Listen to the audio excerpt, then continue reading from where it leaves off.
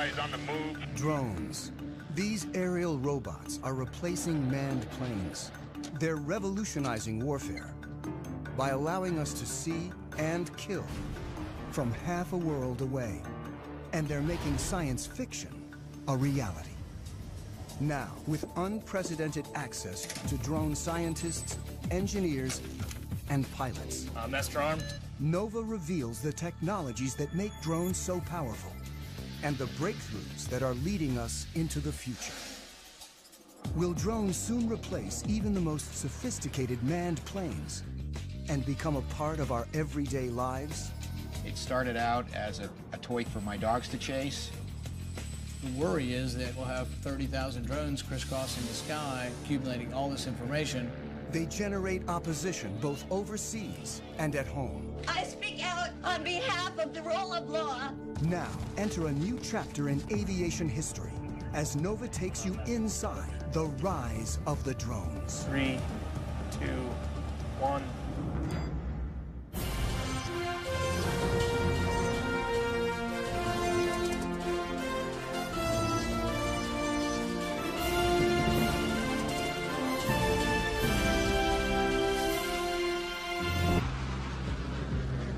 This is the ultimate melding of man and machine. The U.S. has more than 2,300 manned fighter planes. Tiger 2, Dark Star Pictures. And pilots like Matt McDonough have long been our heroes. The best fighter pilots that I've seen are the ones that can make a quick decision when things are happening very quickly. But a revolution is underway as manned planes are replaced by drones. Are we approaching a time when movies like The Terminator become our reality? Oh God, these machines are starting to take over. A time when machines fly, think, and even kill on their own. Drones are aerial robots that carry visual sensors, navigation systems, Target acquired. and sometimes even weapons. They come in all shapes and sizes and go by a variety of names. The United States Air Force uses the term remotely piloted aircraft. They are also known as unmanned aerial vehicles, or as the media likes to call them, drones. Already, the Pentagon relies on a family of more than 10,000 drones, usually to spy, but sometimes to kill. Small enough to fit in a soldier's backpack, the 3-foot-long Raven is the most widely used spy drone in the world. The stealthy Sentinel provided crucial intelligence in the raid to kill bin Laden. The killer Predator has flown thousands of missions since 2001. And the giant Global Hawk can stay aloft and spy for up to 35 hours. The military uses drones to support troops on the ground. 20 seconds. The CIA maintains a covert drone program to find and target individuals. The government claims drones have helped to eliminate up to 70% of Al-Qaeda's top leadership.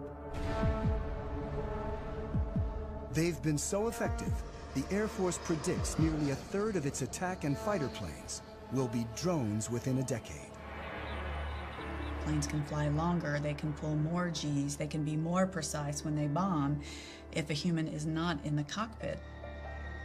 We're entering a new era when the supremacy of even the most advanced planes is being challenged as engineers take the pilot out of the cockpit.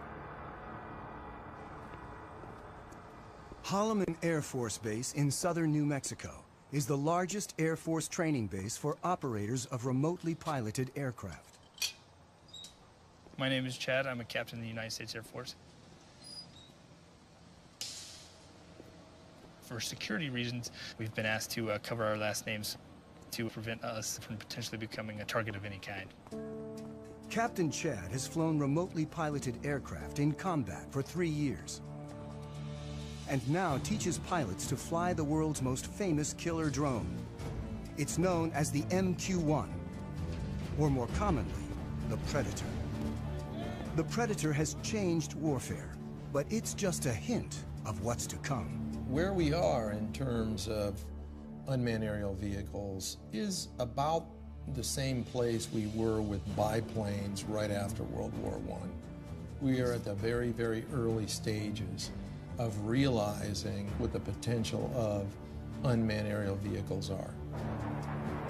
Unlike complex fighter planes that are engineered for speed and agility, the Predator is built for endurance, so it needs to be light and efficient. It's the weight of a pickup truck or so, about 2,000 pounds, and it's balanced pretty evenly on the wheels. And with one hand here, I can lift it up and set it back down. The propeller-driven Predator cruises at only 84 miles per hour, and its four-cylinder engine burns about 300 times less fuel than a fighter jet. I can't say exactly how long it can stay up, but it is possible to stay up over 24 hours. A typical fighter plane can only fly for about 2 hours without refueling, and short, angled wings keep it fast and maneuverable. But the Predator hovers 5 miles up, often in uncontested airspace, and its long wings maximize lift. So as you can see, it's got some flex to it. With no pilot to protect, a remotely piloted aircraft is much lighter and simpler than a manned plane. On a fighter, the pilot's support equipment and ejection system alone weigh as much as a Predator, which in place of a cockpit has a satellite control system. It's essentially the brains of the aircraft. It gives us the ability to communicate, control, keep link with the aircraft, and navigate it. The Predator's sensor ball carries daylight and infrared cameras. We can easily make out people from 5-6 miles away. The sensor ball also guides the Predator's 2 Hellfire missiles. From right here, we fire the laser, and the laser spot hits the ground, and then once we fire the missile, this is the seeker, so this seeker will find that laser spot on the ground and travel to that spot, giving us a very precise capability of employing weapons. When conducting missions, remote pilots work out of small trailers on the ground. They control the Predator by satellite. This link is what makes it possible to take the human out of the cockpit and fly from virtually anywhere on the planet. It's tight, about the size of a normal shipping container. And a shift, it could be anywhere from 2 or 3 hours up to 8 or more hours, depending on the situation. From trailers like this, pilots of the Predator and its larger cousin, the Reaper, have killed thousands of individuals since 2001. In this clip from Iraq, a Predator pilot sees 2 insurgents firing mortars towards a coalition airbase. He tracks them and finally shoots. Flash. The pilot's role is to support troops on the ground and go after threats while trying to minimize civilian casualties. With such high stakes, pilots like Chad need ongoing training. Today, he'll be flying the Reaper in an exercise 50 miles away in the New Mexico desert. All right, Greg, you're gonna be my HVI. I have Shadow on station. He's gonna be watching you. You're gonna be on a group of former soldiers working for a company called Rally Point will run an exercise in which Chad will hunt down insurgents in a mock village. Or strike you there. Once you die, stay there, drive 2 will play insurgents, and 1 will be a soldier on the ground communicating with Chad. About to take off now, so we're going to push the throttle up. And there we're up in the air. The training mission offers a rare glimpse into the mechanics of how the U.S. uses drones to support troops and prosecute its war on terror. The goal is to make it as realistic as possible, so pilots can avoid mistakes when in battle. They should be checking in here probably in the next 20 minutes or so. It's going to be a MQ-9 Reaper.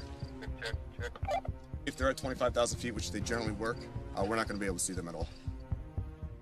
It takes about half an hour to reach the mock village. Drones like the Reaper can fly on their own using autopilot and preset GPS locations.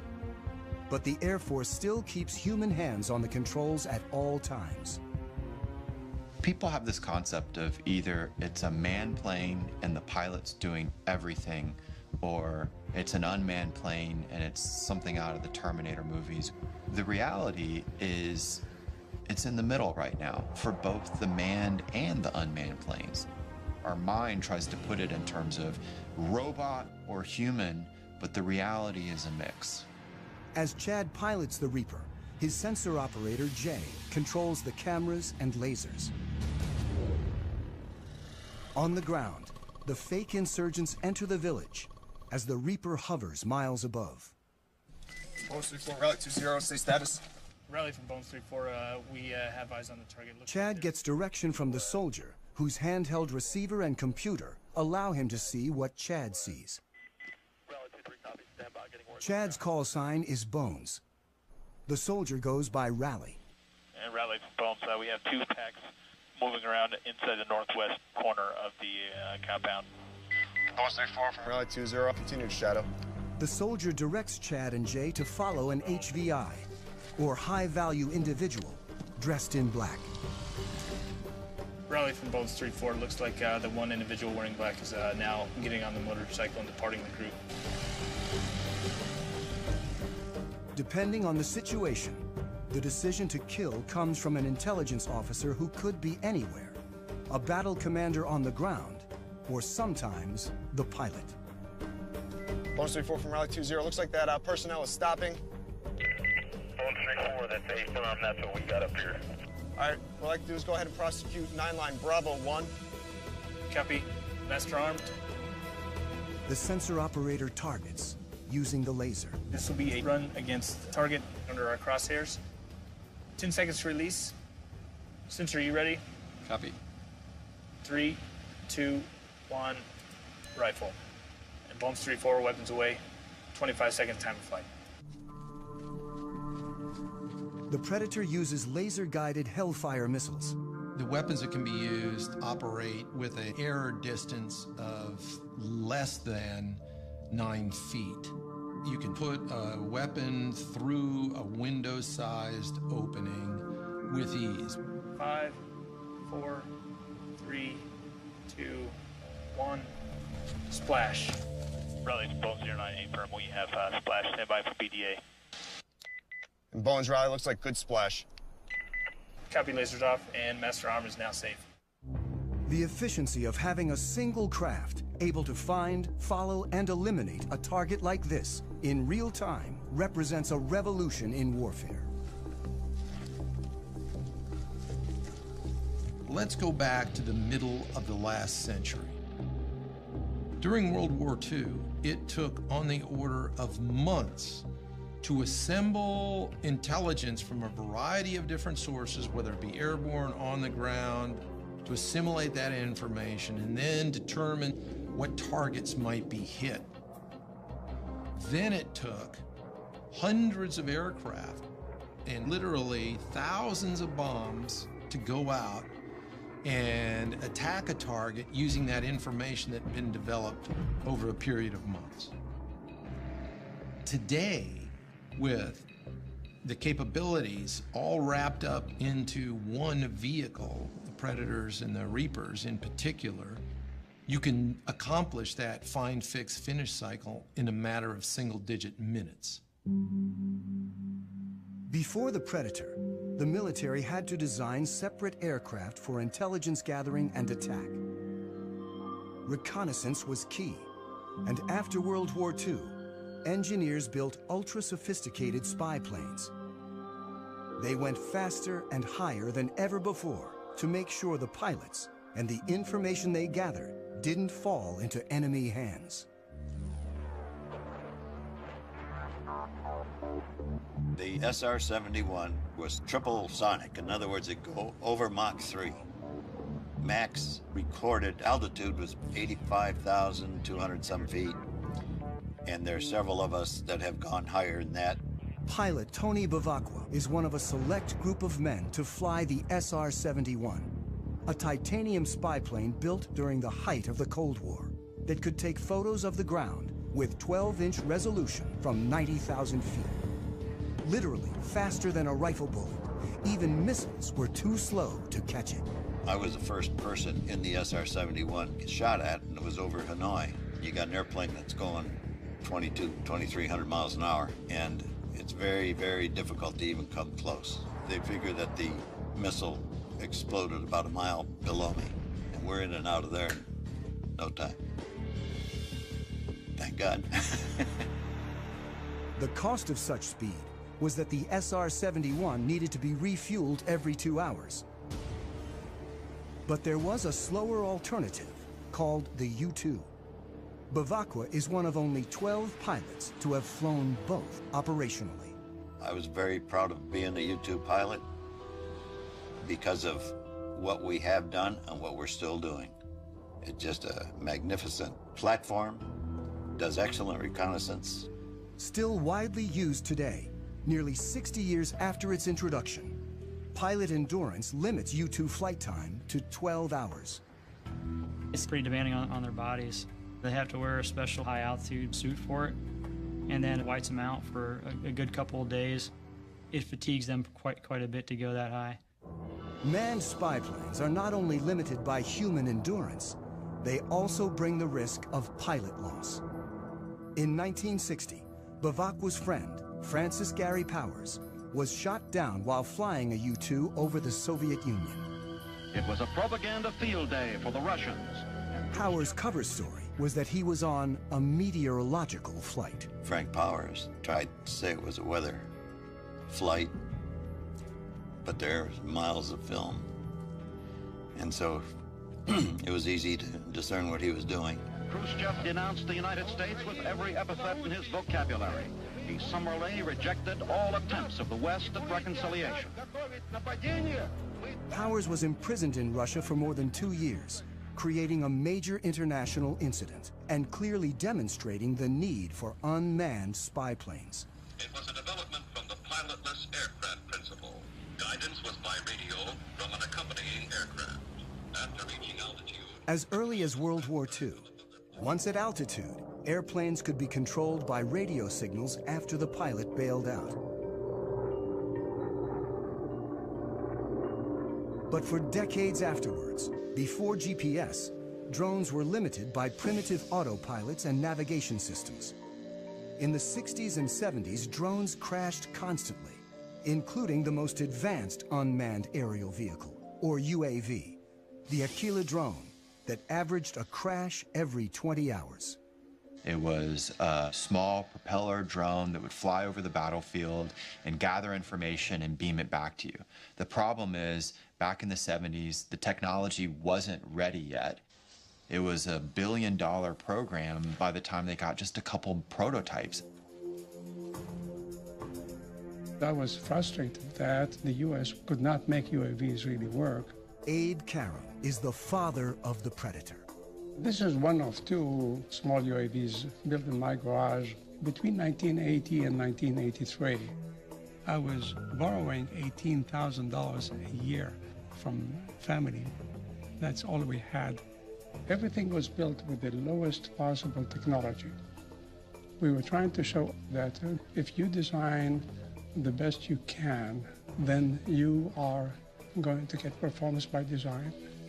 On his first prototype, the Albatross, Karam placed the engine and propeller in the rear so they wouldn't interfere with the delicate sensors up front. And the inverted tail is also still visible on its famous descendant. Down-deflected tails are there to protect the prop, so when it tilts back, it's hitting the skids and not hitting the propeller. An ex-fighter jet engineer, today Karam designs and builds planes at his company in California. In the 70s, when he started working on drones, he realized that without a pilot in the seat, a whole new world of design possibilities opened up.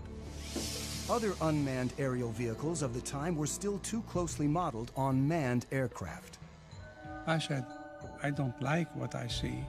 I'm not going to take the engine, and I'm not taking the prop, I'm not taking the landing gear, I'm not taking the computer.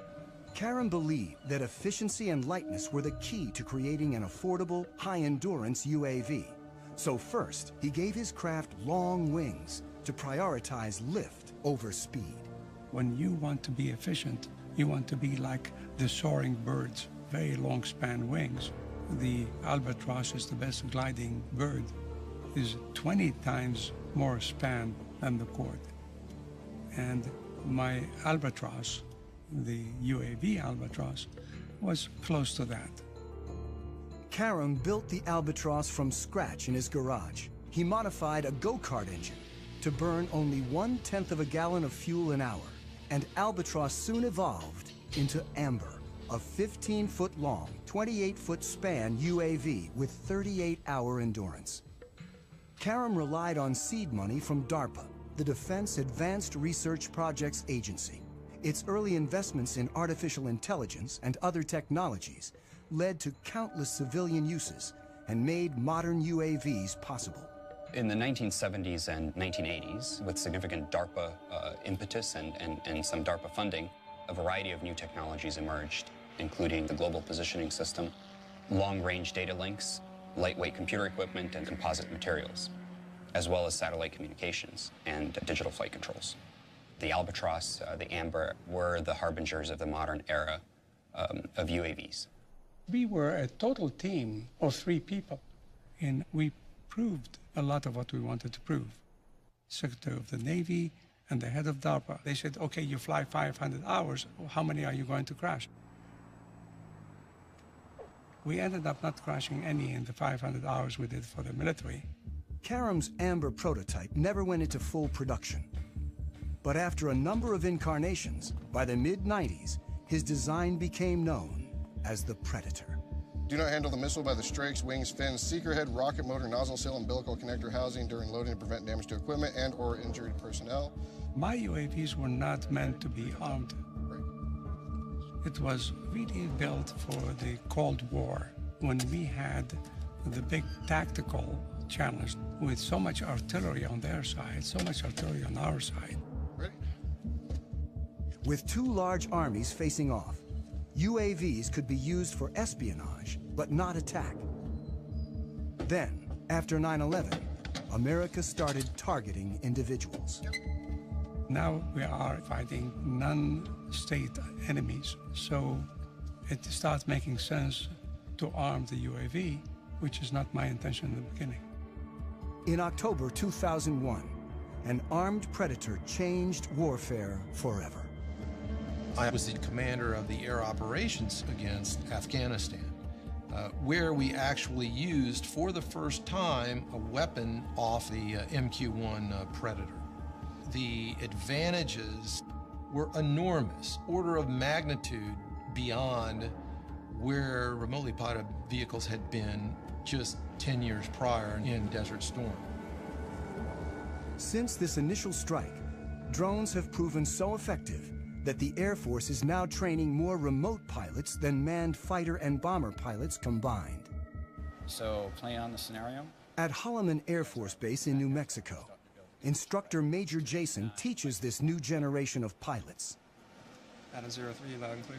The stakes are high when operational, so they begin on video simulators. He invents practice scenarios, programmed using Xbox video game controllers. Adam 09 from Viking 01, you're cleared hot. Stuff that we can't do in the real plane, I can do anything here, because the world's whatever I want it to be. 3, 2, 1, rifle. It's a controlled environment, and we want them to learn here, so that way when they do go operational, you know, they've already made all those mistakes. Pilot, it doesn't look like I ever turned the laser on, so I don't know where the missile went. How did that happen? If that would have happened in real world, that'd be a really, really bad day. Unlike fighter pilots who train for a minimum of 2 years, remote pilots learn to fly their increasingly automated drones in less than 1.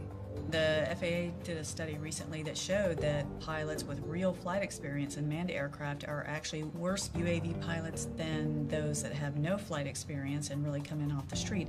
You actually bring in a skill set that you don't need and a set of expectancies that you shouldn't have when you're flying a UAV if you came from a manned aircraft.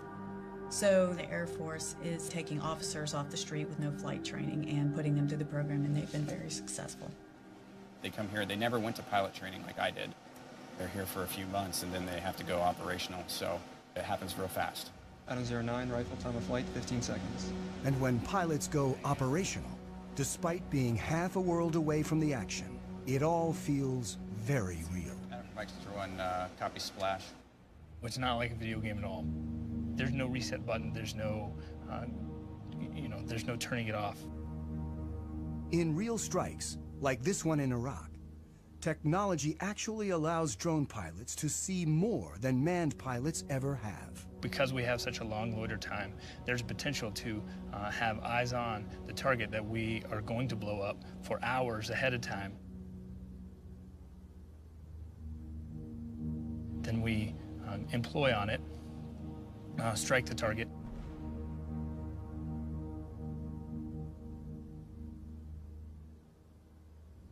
And then stick around for another few hours to watch what happens afterwards. You have to stay there and then stay plugged in and stay focused on the destruction that you just caused from your aircraft. In 2012 alone, the U.S. carried out hundreds of drone strikes across 4 countries. Afghanistan is the only publicly authorized war, while strikes in Pakistan, Somalia, and Yemen are covert CIA operations performed without putting American lives on the line. The technology has enabled us to set aside some of the risk factors of sending a pilot in harm's way. So it's meant that we've conducted a lot more strikes that would have been more problematic if we were using manned systems. The U.S. claims drones have decimated al-Qaeda's top leadership while causing limited civilian casualties. But the facts are hard to come by. We know fairly well how many strikes are occurring.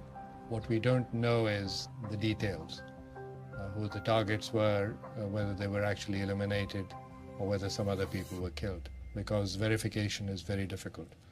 There are no fully reliable counts of civilian deaths, but some critics claim that as many as 30% of those killed in the broader drone wars are civilians, and that the strikes turn people against the U.S. and violate international law.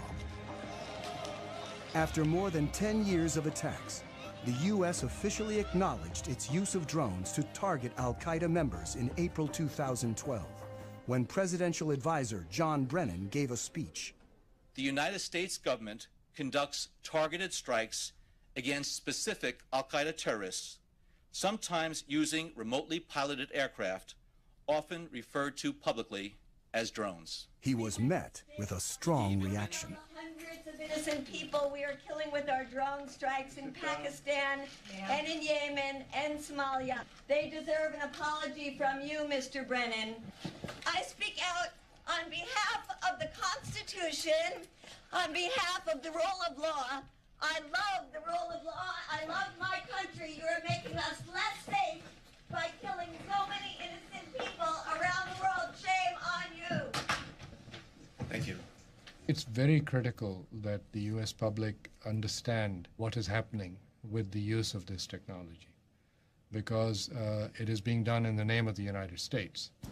Drone technology enables America to strike virtually anyone, anywhere with ease, regardless of national boundaries.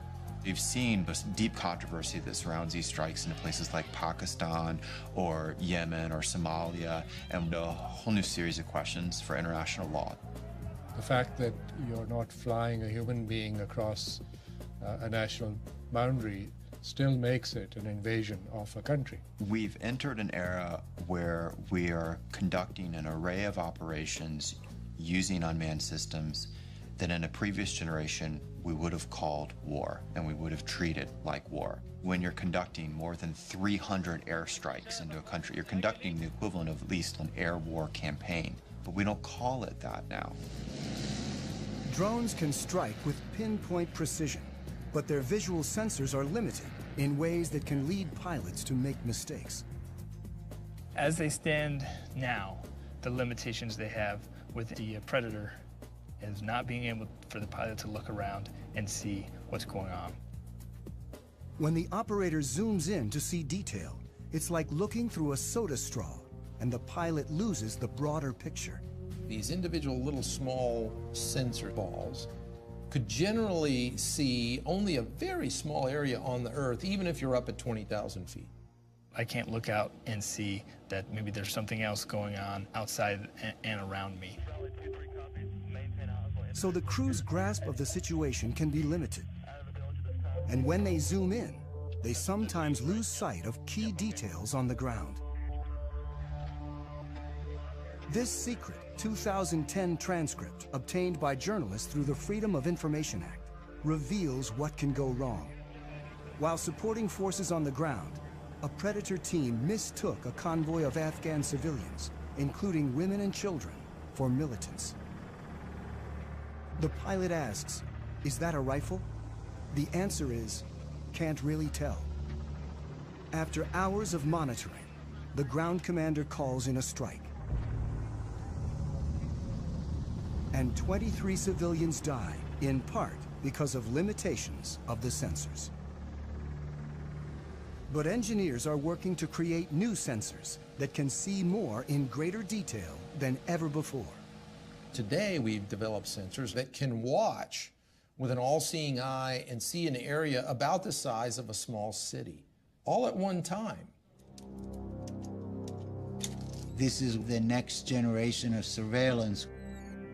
For the first time, we actually have from the government to show the basic capabilities. It is important for the public to know that some of these capabilities exist. Engineer Yanis Antoniadis designed the new sensor, known as Argus. With 1.8 billion pixels, it's the world's highest resolution camera. Argus fits inside this pod that attaches to the belly of a UAV. But because much of the work is classified, we can't see the sensor itself. Because we are not allowed to expose some of the pieces that make up the sensors, so you get to look at pretty plastic curtains. Also known as Wide Area Persistent Stare, Argus is the equivalent of having up to 100 predators look at an area the size of a medium-sized city at once. This image was taken 17,500 feet above Quantico, Virginia, and covers 15 square miles.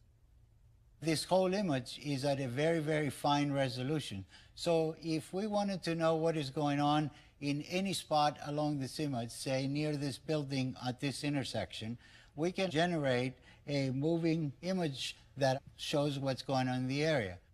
Simply by touching the screen, Antoniadis has opened up a window showing a detailed area, while still maintaining the broader context.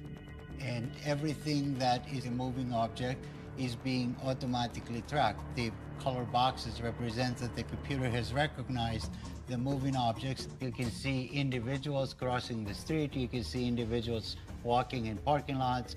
There's actually enough resolution to be able to see the people waving their arms or walking around, what kind of clothes they wear. And you could pick the location of where you produce these images anywhere in the entire field of view. Antoniadis can open up to 65 windows at once and can see objects as small as 6 inches on the ground. From even 17,500 feet, the white thing that you see flying around is a bird. Argus streams live to the ground and also stores everything, 1 million terabytes of video a day, which is the equivalent of 5,000 hours of high-definition footage. So you can go back and say, I would like to see what happened at this particular location 3 days, 2 hours, 4 minutes ago, and it would actually show you exactly what happened as if you were watching it live. To create the world's highest definition camera, Antoniadis needed to design a new imaging chip. But DARPA, the project's funder, wanted to move fast and keep costs down. So he borrowed technology that most people have in their pockets. Inside this cell phone, okay, we find a tiny little camera. So if you were to take off the majority of it, you'd be left with an imaging chip. If you were to take 368 of these and make a big mosaic out of them and start shooting images, now you have Argus. Unlike the Predator camera that limits field of view, Argus melds together video from each of its 368 chips to create a 1.8 billion pixel video stream. This makes it possible to zoom in and still see tremendous detail. Whether Argus has been deployed in the field is classified. Well, I'm not at liberty to discuss plans with the government, but if we had our choice, we would like Argus to be over the same area 24 hours a day, 7 days a week. That's not very easily achievable with manned platforms. This is where UAVs come in, and they're absolutely the perfect platform.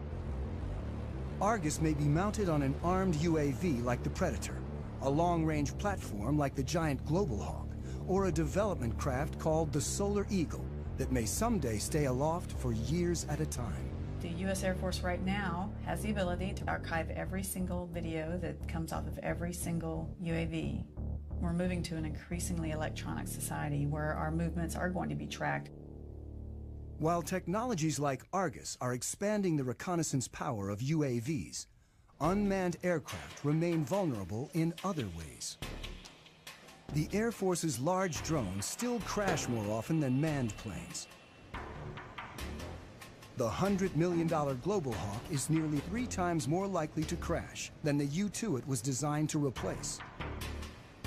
Even if there's no pilot to lose, when a drone goes down, it can still be a problem. It doesn't take a thermonuclear brain surgeon to figure out that if you are operating a highly advanced, technologically capable system, that you'd prefer not for it to fall into adversary hands. In 2011, an American spy drone, the RQ-170 Sentinel, was lost over Iran. There was a problem with the aircraft, and it landed in an area it shouldn't have landed in, and that's about all I'm going to say. The Iranians claim they hacked into the drone's control system and took over the craft. And in theory, it is possible to take over any computerized system. You could never call up Maverick in his F-14 if the movie's, Top Gun, and you say, Maverick, talk to me, Goose. Recode all American jets as Russian jets. Tom Cruise would have, laughed his weird cackle and said, no way, man. With a computer, you can do that. Either jam it or even more so, co-opt its operations. And it's a whole new era in war. Opens up a lot of new possibilities and, of course, huge new dangers to think about. Why the Sentinel went down remains classified. But experts point out that drones often crash for very basic reasons. UAVs sometimes aren't that smart. Their self-diagnosis isn't all that smart. And by the time they have a problem, it's too late. You lose the link, lose power, and you're gone. Control can be lost for a number of reasons.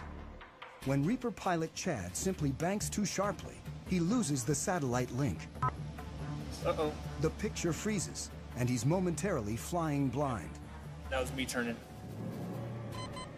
He quickly levels the craft and restores the link. I was turning aggressively, and it had trouble keeping up the satellite link.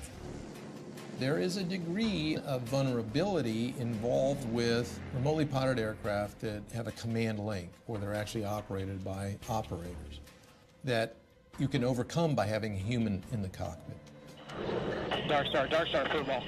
If for some reason I all of a sudden hear an increase in airspeed, I start to feel a roll, and I'm not intending for that to happen, well, something is going wrong, and I now need to make sure that I'm doing what I need to be doing. Unlike manned planes, drones depend on control links that can be lost, or potentially, as may have happened with the Sentinel, even taken over by the enemy. But what if a craft could operate on its own, free of any links, and even make its own decisions? In a lab at the University of Pennsylvania, Vijay Kumar is funded in part by the military to create autonomous drones that don't need external links, and like us, can sense their environment. What you see on this robot are these two chips here, which are essentially rate gyroscopes. These play the same role as the semicircular canals in the human body located near the ears, which essentially tell us orientation. So the rate gyroscopes that are on board can actually measure these angular velocities at thousands of times a second. This chip here is the accelerometer, and this allows the robot to sense accelerations in the lateral direction. So these are analogs to the otolith organs that measure acceleration in the human head. When a human pilot feels an unexpected change in acceleration, he knows to adjust the aircraft. And the robots do exactly the same thing. The sensors adjust the craft by changing the relative velocities of the rotors and allow the drones to follow a leader with precision. A fundamental problem in coordinating multiple robots is the ability to maintain formations. What a robot has to do is determine where its neighbors are and figure out what the relative position is, and then monitor that relative separation very carefully. You only need to tell one robot how to move, and the other robots essentially maintain formation by just keeping a specified relative distance. In the figure eight, they come within inches of each other, so they have to combat aerodynamic effects from their neighbors, and they have to have very, very precise control. And all that is done autonomously. The precision of the robots allows them to do some things more quickly and accurately than human pilots can, like predict the movement and the shape of an object and adjust accordingly. In terms of acrobatics, I think it'll be hard to beat what a robot can do. The neuromuscular system in the human body, there may be delays of the order of 80 milliseconds to 200 milliseconds before you actually take an action in response to what you see. Well, robots have this unfair advantage. They can do these computations hundreds of times a second. So your delays are of the order of a millisecond and perhaps even less. In the lab, the drones communicate with a central computer that uses motion capture, an optical system that tracks silver reflective markers on the robots and tells them where they are at all times. But soon it may be possible to cut the cord. And they've already developed another autonomous drone that can go anywhere on its own. The holy grail is to do all of this without any kind of external sensing, without GPS. And in principle, we can do it. These bigger robots actually rely on observations of external features to tell them where they are in the environment. This drone carries a laser rangefinder that determines distance to obstacles and a depth camera that reveals 3D information about the surroundings. They carry on board the processing power, the sensors that are necessary to look at the environment, to reason about the environment. So they can take their relative location and the location of the features to build a three-dimensional map. Well, I'd like to see this technology being used for humanitarian purposes. Imagine there's a 911 call from the building. I think we'll soon have the technology that enables, let's say, 20 UAVs to just swoop through the building and within a minute find out who's in each room and then communicate that to firefighters who are waiting outside. But any technology that you develop, there are always people who are going to use it in ways that the designer never intended them to be used. And the key components of drone technology are already available to virtually anyone. Over there. I got into the hobby about 4 years ago. It started out as a toy for my dogs to chase. I'm pretty obsessed with the hobby. I am currently single, have been for 30 years. No kids. I just live here with my 3 dogs, and I get to spend nearly every night and every weekend working on these things. Corey Brixon of Orange County, California, is one of tens of thousands of drone hobbyists across the country.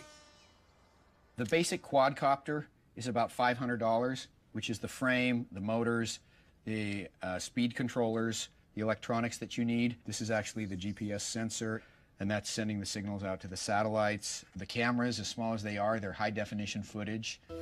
Like the Predator, Corey's quad rotor has a programmable autopilot that uses GPS to navigate. He can set locations, altitude, and speed so the craft can fly autonomously. Corey flies for fun, but drones, small and large, are increasingly used domestically for more serious purposes. The Border Patrol searches for illegal migrants with Predators. Police departments are turning to smaller drones for reconnaissance. And thousands of individuals use them for their own, sometimes political, ends. We don't consider ourselves to be animal rights activists. We're investigators.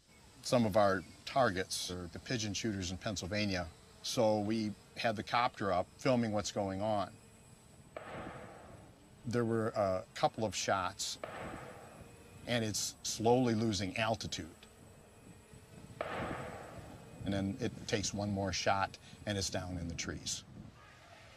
You can hear the shooters start cheering and laughing and all that kind of thing. What they didn't know is that we had more. This incident is the first known shoot-down of a domestic drone, but it may not be the last. The spread of drones has raised concerns about privacy and even led one senator to propose legislation limiting domestic use. I think anybody that can use a device to peer into your activities, even if it's from the air outside your window or the air above your property, I think there's a right to privacy, and I'm all for making sure that, you know, all these drones don't come back from Afghanistan and Iraq and get put to purpose here that isn't consistent with our constitutional bearings. The worry is that in 2 or 3 years we'll have 30,000 drones crisscrossing the sky, accumulating all this information. It's a game changer, but it's not just an American revolution. There are more than 55 other countries right now that are building, buying, or using military robotics, particularly in the air.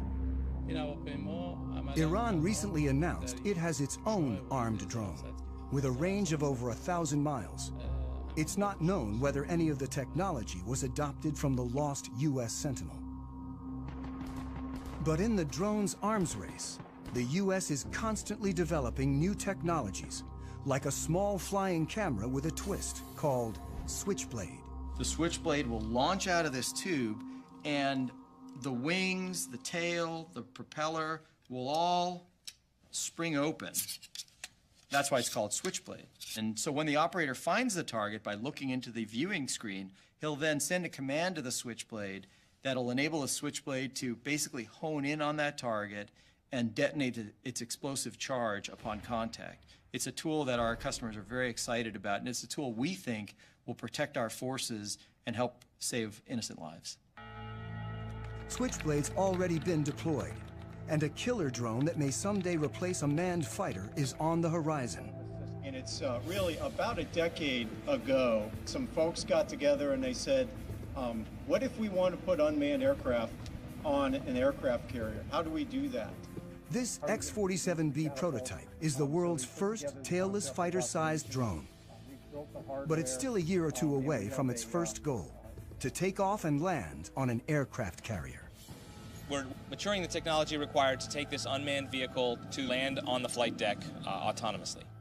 We're focusing on the mechanics of landing the aircraft, where you have a predetermined position that you're targeting to, and the aircraft can react very quickly to changes in that environment to put itself on that pre-planned position. The system has a lot of sensors, a lot of instrumentation on it, so it knows how all of its subsystems are behaving. It knows how its engine and all of its control surfaces are performing at any time. It'll turn where we expect it to turn, it'll come back when we expect it to come back, and it'll land on the runway that we planned. Drones are no longer just eyes in the sky, and someday UAVs like the X-47B may be involved in sophisticated attacks alongside manned jets. It's the idea of the mix, the team working together. That's probably the future. You won't see every plane on the aircraft carrier be one of these. So right now the vision is, oh, we'll just have one or two. But when they get them and maybe they prove more useful, then it may be, well, we don't want one or two, we want a squadron. It's a lot like if you look at the first use of mechanized forces. Originally it was lots of horses and just a couple of trucks and tanks, and then you saw things change and change and change over time. We'll probably see the same thing happening with robotics. As drones like the X-47B mature, they'll become more autonomous, likely conducting bombing runs, then more complicated air-to-air operations. Even as policymakers debate the rules of engagement for drones, technology is moving forward toward a time when drones might operate with intelligence that more closely resembles our own. But for now, they can't do what a pilot can. When you get an aircraft like this over hostile territory, you'll have potential targets or threats that will pop up unplanned.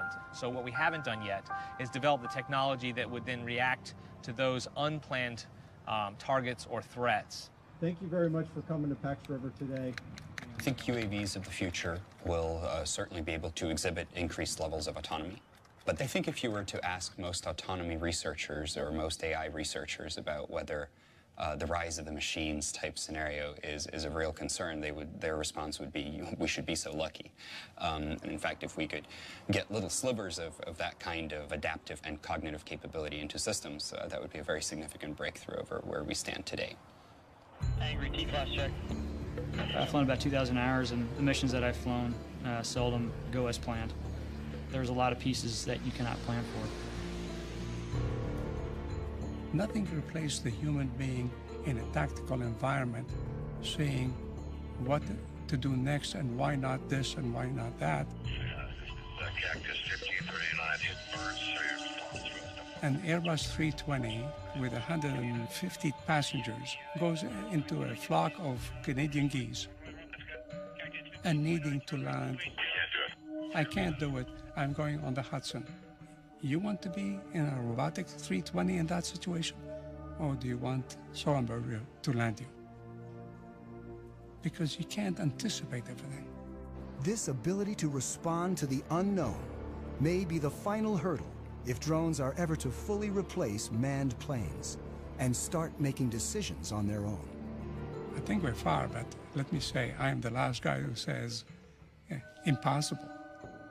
As human ambition drives innovation forward, the only thing that's certain is that the Predator and other drones of today are nothing compared with what's to come. Ultimately, DARPA's mission is the creation and prevention of strategic surprise.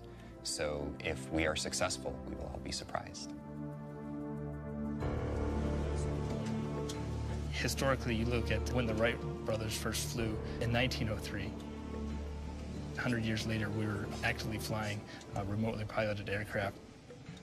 So we're kind of on the ground floor now. There's nowhere to go but up.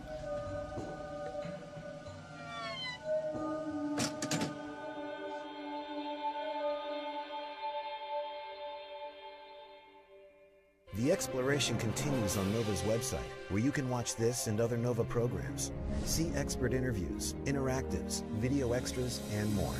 Follow NOVA on Facebook and Twitter, and find us online at pbs.org/NOVA.